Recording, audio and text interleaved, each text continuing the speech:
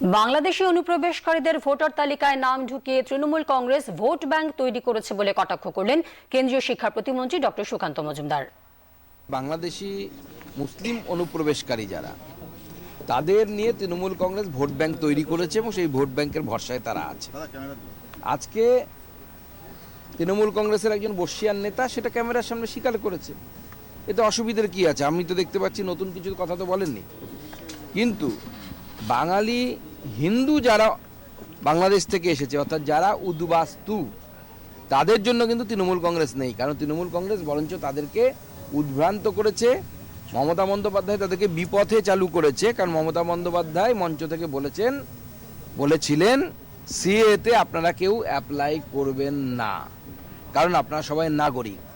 এখন মমতা বন্দ্যোপাধ্যায়কে জিজ্ঞেস করতে বলুন যে মাননীয় মুখ্যমন্ত্রী, আপনার কথা শুনে যে সমস্ত উদ্বাস্তু হিন্দুরা সিএতে অ্যাপ্লাই করেননি আপনার উপর বিশ্বাস করে, আপনার কথার উপর বিশ্বাস করে, তাদের নাম যদি এসআইআর এর মাধ্যমে ভোটার লিস্ট থেকে বাদ যায়, সিএ এর মাধ্যমে নাগরিকত্ব না পাওয়ার জন্য, তার দায়টা কি মমতা বন্দ্যোপাধ্যায় এবং সৌগত বাবুরা কি নেবেন?